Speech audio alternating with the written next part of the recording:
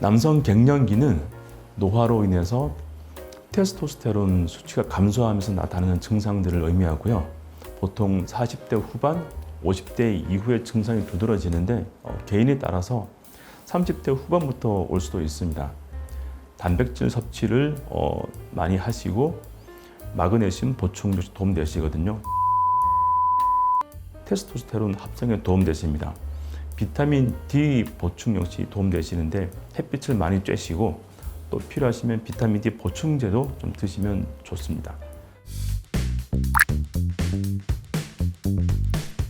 여성 갱년기만큼 중요한 남성 갱년기 증상과 관리법이 궁금합니다. 남성 갱년기는 노화로 인해서 테스토스테론 수치가 감소하면서 나타나는 증상들을 의미하고요. 보통 40대 후반, 50대 이후에 증상이 두드러지는데 개인에 따라서 30대 후반부터 올 수도 있습니다. 남성 갱년기는 서서히 진행되며 여성 갱년기처럼 갑작스럽게 발생하지 않는 게 특징이고요.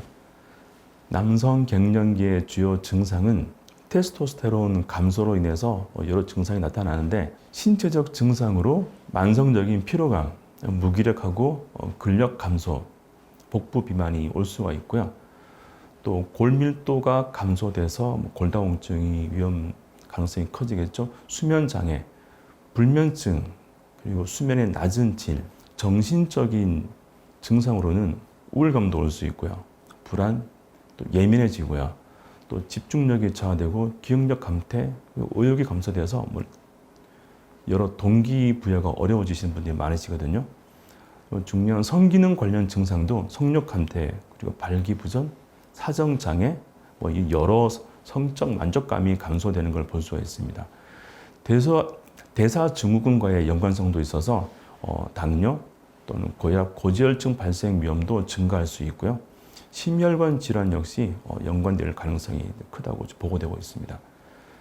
남성 갱년기의 진단 기준은 혈중 테스토스테론 수치가 병적으로 낮아지고 관련 증상이 동반될 때 진단할 수 있는데 보통 총 테스토스테론 수치가 300 이하일 때 저 테스토스테론 혈증으로 진단할 수가 있습니다.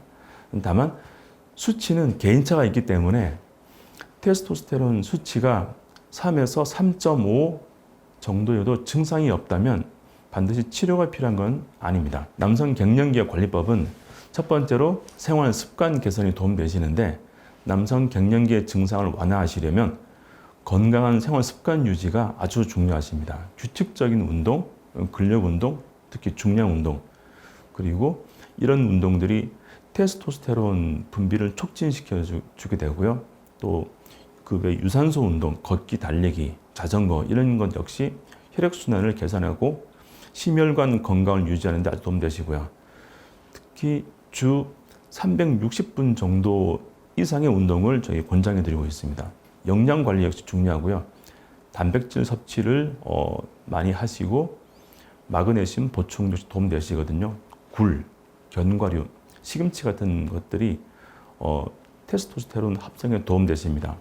비타민 D 보충 역시 도움되시는데 햇빛을 많이 쬐시고 또 필요하시면 비타민 D 보충제도 좀 드시면 좋습니다. 설탕, 탄수화물 섭취는 당연히 줄이셔야 되시고요.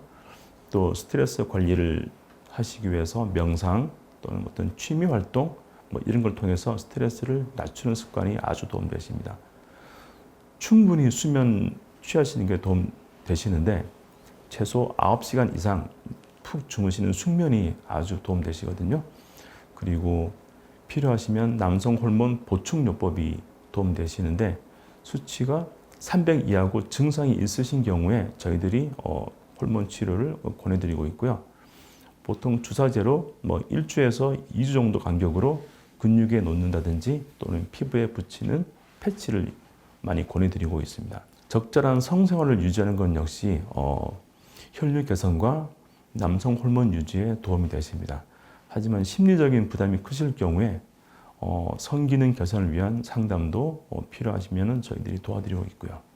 그리고 정기적으로 건강검진을 통해서 남성 갱년기를 확인하시고 예방하시고 조기 관리하시는 게 아주 도움되시니까 정기 관리를 잊지 마시기 부탁드리겠습니다. 또 조루증도 발기부전 같이 이제 흔한 고민거리잖아요. 조루증의 원인과 또 치료법까지 한번 알려주실 수 있을까요? 네, 먼저 조루는 성관계 중에 사정이 본인이나 파트너가 원하는 것보다 너무 빠르게 이루어지는 상태를 의미하고요. 일반적으로 삽입 후 1분 이내에 사정이 이루어지면 조루증이라고 진단할 수 있는데요.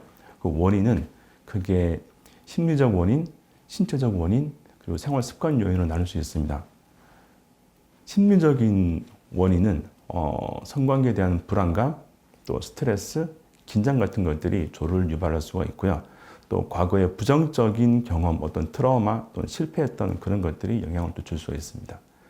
또 조루에 대해서 너무 과도하게 걱정하는 것도 문제가 될 수가 있고요. 그리고 두 번째로 신체적 원인 같은 경우에는 신경계의 과민 반응을 말하는데 음경의 감각 신경이 좀 과민하게 반응하는 경우에 사정이 빨라질 수 있습니다. 그리고 호르몬, 세로토닌 같은 것들이 사정을 조절하는 중요한 신경 전달 물질인데 그 수치가 낮으면 조루가 발생할 가능성이 있고요. 또 테스토스테론이나 갑상선 호르몬의 이상도 영향을 줄 수가 있습니다. 전립선 질환도 조루에 영향을 준다고 보고되고 있긴 하고요. 그리고 마지막으로 생활 습관에 관해서는 흡연, 또 과음, 운동 부족 같은 것들도 조루를 악화시킬 수 있습니다.